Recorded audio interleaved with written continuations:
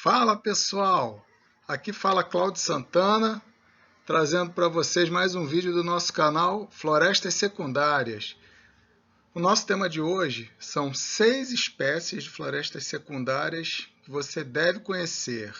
São 6 espécies de árvores que por alguma razão são importantes, seja para o desenvolvimento das florestas ao longo do tempo, seja por ter algum tipo de importância de uso para o ser humano. Na verdade, na prática, todas as espécies, arbóreas ou não arbóreas, de um ecossistema florestal possuem relevância, possuem importância. Mas eu selecionei 6 espécies, dentre espécies que estão sempre muito presentes no início da sucessão, no início da vida de uma floresta, e queria compartilhar um pouco das minhas impressões sobre elas com vocês. Antes de tudo, é preciso que a gente entenda o que são as florestas secundárias. Há um vídeo no meu canal, até bastante longo sobre isso, é uma sequência de vídeos falando sobre desdobramentos desse assunto. Eu não vou me estender, só quero lembrar que as florestas secundárias resultam de perturbações naturais ou antrópicas provocadas pelo homem em formações florestais primitivas, ou que se considerem formações primitivas. O que é uma formação primitiva? Aquela formação que foi pouco ou nada alterada pela ação humana, usando um vocabulário muito pouco técnico, muito geral. A gente vê um exemplo na foto. Essa é uma foto de uma reportagem do jornal Globo, Mata do Pai Ricardo, na Floresta da Tijuca, aqui na cidade do Rio de Janeiro, a famosa Floresta da Tijuca. Mata do Pai Ricardo é um dos trechos mais preservados da Floresta da Tijuca, e a gente vê o aspecto de uma floresta preservada, árvores de grande porte, grandes diâmetros, dossel fechado. O dossel é a cobertura da floresta, árvores de diversos tamanhos, formando uma estrutura, formando um desenho bastante complexo. E quando a gente derruba uma floresta desse tipo, por qualquer motivo, essa floresta ela pode ir embora por alguma razão natural. Na América Central, por exemplo, os furacões são muito comuns, deslizamentos, incêndios naturais ou provocados pelo homem. Cada um desses fatores, o envolvimento ou não do ser humano, vai direcionar a sucessão, o avanço, as mudanças na floresta para um lado, para um formato, vai modelar isso de um jeito. Então, em geral, pelo menos aqui nas nossas grandes metrópoles, as florestas secundárias resultam da derrubada das florestas originais para a agricultura, para a ocupação urbana, e, eventualmente, com o abandono dessas atividades, em alguns pontos, a floresta tende a retornar por vários mecanismos. A rebrota de tocos, sementes estocadas no solo, sementes que vão chegar depois através dos pássaros, dos ventos, vários mecanismos. Não esqueçamos dos morcegos, são reflorestadores importantíssimos. E esse é um exemplo. De vez em quando eu uso esse desenho para exemplificar o processo de sucessão. Desde o início, aqui do lado esquerdo da nossa tela, em que a gente vai ver plantas de porte pequeno, nascendo, vicejando nas áreas recém-abertas, determinadas famílias, determinados grupos vegetais dominam nesse início, os anos vão passando, mais ou menos depois de 200 anos, pelo menos depois de 200 anos, a floresta começa a se parecer novamente com aquela floresta preservada que foi originalmente derrubada por alguma razão. E aí a gente começa a falar dessas espécies. A primeira das espécies que eu quero mostrar para vocês é a embaúba do brejo, a Cecropia paxtáquea. Na verdade, existem várias espécies de embaúbas. No estado do Rio de Janeiro, a gente tem a Cecropia paxtáquea, que é a embaúba do brejo. A gente tem a Cecropia hololeuca, que é a embaúba prateada. E a gente tem a Cecropia glasiove, que é a embaúba vermelha. Geralmente a embaúba vermelha é mais associada aos ambientes mais degradados. A embaúba prateada é associada a perturbações naturais, abertura de clareiras em florestas bem preservadas. E a embaúba do brejo ela é a generalista. Ela está aí, cicatrizando clareira, está em floresta mais perturbada, está em floresta mais preservada, está presente em bordas, aqui, ó, presente aqui no avanço da floresta. São dispersas por vários animais. A gente vê aqui no meio o frutinho dela. Ele é muito apreciado pela fauna, pássaros e morcegos principalmente, mas outros animais também consomem. Há quem diga que há princípios ativos. Eu não vou falar aqui sobre o uso medicinal de espécie nenhuma, isso é uma responsabilidade muito grande, mas é uma das espécies com potencial para a utilização de princípios ativos para uso na medicina. Quem quiser pesquisar por sua conta, fique à vontade, mas eu não pretendo falar sobre isso aqui. Segunda espécie, Trema micrantha, crim de uva, pau-pólvora em alguns lugares, espécie de dispersão ampla, mas pensa numa espécie de dispersão ampla, que vai desde o sul dos Estados Unidos, na América do Norte, até a Argentina, e interiorizando também pela América do Sul. Ela tem uma área de dispersão muito ampla, é uma espécie muito associada a bordas de floresta, muito associada a clareiras, associada a ambientes perturbados, também extremamente procurada pela fauna, e nesse caso, principalmente pássaros, extremamente apreciada por pássaros. Aqui eu não fui muito feliz na foto. Todas as fotos dessa apresentação são minhas, tá, gente? Não tem crédito para ninguém, as fotos são minhas. Aqui os frutos ainda são verdes, mas ela tem frutos avermelhados, enegrecidos, e se presta muito bem a projetos de recuperação de áreas degradadas. E uma curiosidade, uma coisa bastante curiosa, inclusive uma autora que eu gosto muito, a professora Robin Chasdon, cita a história da crim de uva em cicatrizes de deslizamento. A professora Karen Hall, que é outra referência em sucessão e recuperação de áreas degradadas, também fala muito sobre a trema micrantha em cicatrizes de deslizamento. E a gente vê aqui nessa foto do meio um caso claro. Esse foi o deslizamento a montante acima da estrada do Joá, se eu não me engano, a jusante, logo abaixo da favela do Vidigal. Tem alguns anos isso. E essa área, poucos meses depois, lógico, essa área precisou passar por algumas obras de engenharia civil. Ela era uma área que precisava ter a sua estabilidade recuperada muito rapidamente. Não foi só a sucessão que conteve o avanço dos processos erosivos, mas poucos meses após o deslizamento se observava uma regeneração densa da trema micrantha. Então, uma espécie que a gente vê muito associada a essas cicatrizes de deslizamento. uma floresta relativamente íntegra ao fundo.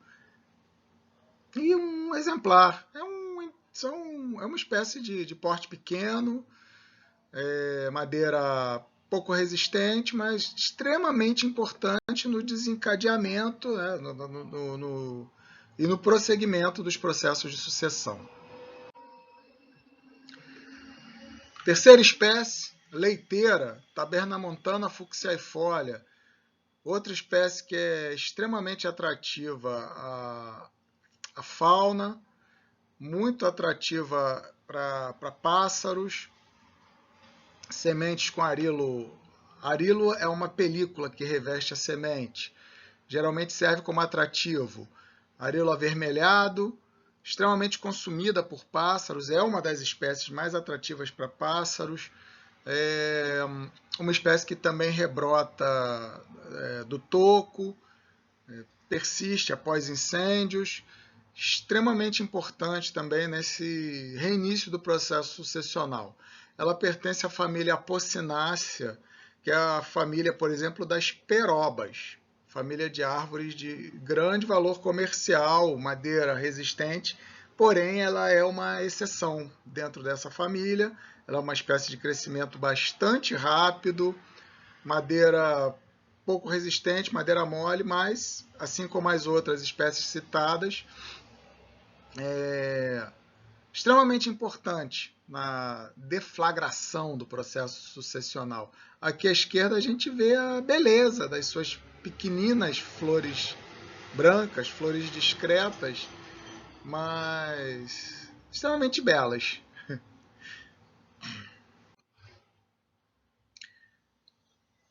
Mais uma espécie, camboatá, Cupania oblongifolia.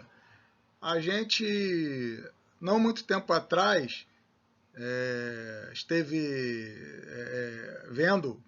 acompanhando uma polêmica sobre a construção de um novo autódromo na cidade do Rio de Janeiro, que seria construído numa região onde existe uma floresta, uma das últimas florestas de baixada da cidade do Rio de Janeiro, que é a floresta do Camboatá.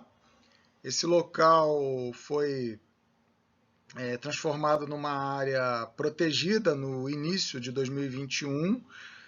Não teremos mais autódromo nesse local. E o Camboatá, que dá o nome a essa floresta, na verdade, Camboatá é uma estrada próxima. A espécie que a gente está mostrando aqui é a Cupania oblongifolia, mas existem outras espécies de camboatá, Cupania furfurácea, bom, tem várias. Cupania marítima, e é uma espécie já um pouquinho mais à frente, né, na sucessão, está no início da sucessão também, mas não é das primeiras a surgir, como é o caso, por exemplo, da trema micranta, da crina de uva, que ocupa cicatrizes de deslizamento. O camboatá também é uma espécie que rebrota de toco ou de raiz, então também é uma das primeiras a recobrir o solo após uma perturbação, após a remoção da cobertura florestal, por esse potencial de rebrota de raiz. E aqui nessa foto do meio, a gente vê o que é um arilo. A semente parece esse olhinho preto, e o arilo é essa película em volta da semente, que vai ser atrativa para as aves. Ela é um chamariz para aves, para dispersão dessa espécie. Então, ela é bastante importante e geralmente no interior as pessoas utilizam essa espécie para cabo de ferramenta. Não estou estimulando ninguém a cortar camboatá, é crime ambiental cortar árvore sem licença, mas vida real, né, gente? No interior nem sempre as pessoas têm uma loja de ferramenta perto de casa e elas vão usar a rebrota do toco do camboatá para retirar cabos de ferramentas. Há quem diga, assim, a gente perdeu o nosso contato com a cultura Tupi-Guarani, que nos legou muitos nomes, principalmente para nós aqui do litoral brasileiro, que é onde predominava o grupo linguístico tupi.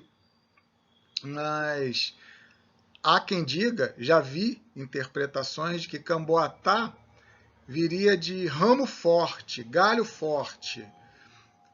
Normalmente essa terminação atã, tá, a gente não vai falar da mesma forma que um tupi, tan, tan. Camboatá viria de alguma coisa forte, alguma coisa resistente. E cambuí, cambô, seria ramo. E daí viria o nome Camboatá, o que indicaria um uso, é uma coisa muito comum na língua tupi, você, no nome da espécie, você atribuir a utilização dessa espécie. Vamos adiante. Nossa próxima espécie, nossa penúltima espécie, é o pau-jacaré, Piptadenia gonoacantha, também uma espécie que já vai surgir no estágio secundário, não é logo no início da sucessão, mas é uma espécie tipicamente de florestas secundárias. Se você pegar aquele quadro clássico que fala sobre as características de cada grupo sucessional, que é uma coisa que mudou um pouco ao longo do tempo. Hoje a gente fala muito mais em funcionalidade de ecossistema, mas ainda vale aquela coisa antiga do saudoso Budowski, pioneiras, secundárias iniciais, secundárias tardias e climáxicas. A gente ainda usa essas caixinhas como referência. O pau-jacaré ele se enquadraria exatamente na história da secundária inicial. É uma espécie com uma vida não tão curta, mas também não é de vida tão longa. A madeira tem já utilizações que vão um pouco além daquelas coisas mais básicas, mas um uso muito interessante, um potencial muito grande para o pau-jacaré como fonte de energia. O pau-jacaré é considerado uma das melhores, se não a melhor espécie brasileira para a produção de carvão e lenha. Ela tem alto poder calorífico. E uma coisa bastante interessante, ela rebrota de toco. Então é possível se trabalhar com plantios, inclusive ela é uma espécie que se presta muito bem ao plantio, tanto consorciado quanto plantio puro, sendo que no caso do plantio puro ela precisa ter algum tipo de manejo para manter o formato. Desculpem aí que eu acabei sendo um pouco tecnicista em excesso. Mas ela pode ser manejada, é uma espécie que você corta e ela rebrota. E você pode manejar essa rebrota. Você pode ter ciclos de corte. Você pode ter mais de um corte na mesma árvore. É uma espécie que é de fácil produção, fácil germinação. É uma das riquezas ainda pouco exploradas das nossas florestas. Quando a gente fala em floresta, a gente tem sim que pensar na preservação das florestas que restaram, porque elas são essenciais. Mas a recuperação de áreas degradadas pode incluir a restauração produtiva. E o pau-jacaré, nesse caso, é extremamente importante em sistemas que pensem a restauração produtiva. E a gente vai aqui para a nossa última espécie, Peltophorum dubium, chamada canafístula, uma espécie também de ampla dispersão. Essa já possui madeira mais adequada para vários usos, madeira já mais resistente, é uma espécie já com um ciclo de vida um pouco mais longo em relação às anteriores. Também de fácil produção, crescimento rápido. grande potencial para uso em sistemas de restauração produtiva e uma árvore belíssima, de grande porte, pode ser utilizada na arborização urbana, naturalmente não em calçadas, devido a seu porte. Muitos galhos, possibilidade de quebra de galhos, apesar de ser uma madeira resistente, não ser uma árvore de madeira mole, mas tem uma copa muito ampla e acidentes acontecem. Mas é extremamente recomendada para espaços amplos, canteiros centrais, como é o exemplo aqui demonstrado, que são exemplares plantados no Parque Brigadeiro Eduardo Gomes, que o resto da humanidade conhece como Aterro do Flamengo. O Aterro do Flamengo se chama Parque Brigadeiro Eduardo Gomes, criador da Força Aérea Brasileira, e em cuja homenagem foi batizado o parque. Que tem outros personagens importantes, o Aterro do Flamengo sozinho merece um vídeo. Não sei se eu estou à altura disso, mas merece. Então, a gente termina nosso vídeo aqui. O nosso amigo Peutóforum dubium, nossa cana fístula. A gente quer agradecer a você que assistiu esse vídeo. A gente quer deixar aqui também as nossas redes sociais. Peço que me sigam nas redes sociais. Pretendo fazer um conteúdo cada vez melhor, melhorar a qualidade desse canal, melhorar a regularidade dele. Quero trazer muito conhecimento, muita coisa boa para vocês e muita novidade. Vai vir novidade aí pela frente. Aguardem. Vem coisa muito boa pela frente. Obrigado e até o próximo vídeo do nosso canal Florestas Secundárias.